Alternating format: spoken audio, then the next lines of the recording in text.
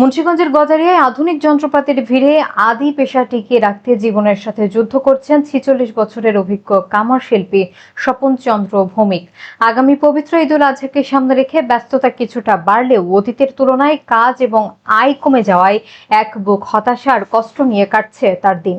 বিস্তারিত থাকছে রাসেল সরকারের প্রতিবেদনে।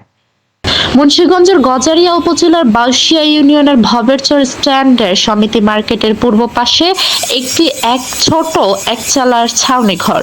এখানে দীর্ঘ ৪৬ বছর ধরে কয়লার আগুন জ্বেলে আর হাতুড়ির অবিরাম আঘাতে লোহাকে নান্দনিক রূপ দিচ্ছেন ৬৫ বছর বয়সী বৃদ্ধ স্বপন চন্দ্র ভৌমিক।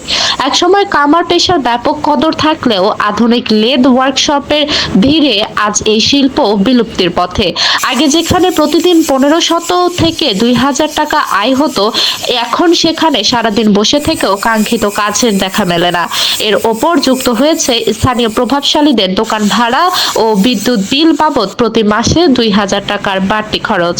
তীব্র হতাশা সত্ত্বেও সৎ পরিশ্রম আর পরিবারের মুখের অন্ন জোগানোর তাগিদে এখনো এই লোহার জীবন আঁকড়ে ধরে আছেন তিনি। আসন্ন পবিত্র ঈদুল আজহাকে কেন্দ্র করে কোরবানির পশু কাটার দা, বটি ও ছুরি তৈরিতে দোকানে কিছুটা ব্যস্ততা বেড়েছে।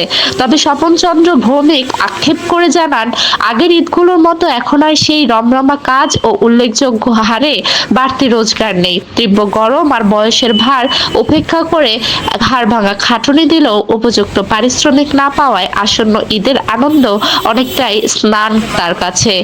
প্রত্যেক এই ঐতিহ্যবাহী পেশাকে টিকিয়ে রাখতে এবং প্রান্তিক এই কারিগরদের অর্থনৈতিক সংকট দূর করতে সরকারি পৃষ্ঠপোষকতা ও ঋণ সহায়তার দাবি জানিয়েছেন স্থানীয় সচেতন মহল।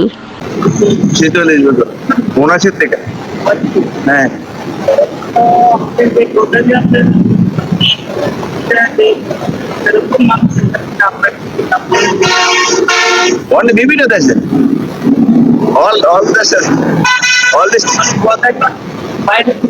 all district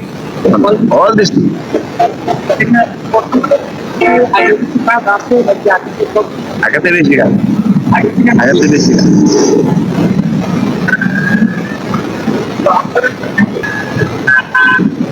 সব মালে আমাদের দেখেন বানাই সব কিছু।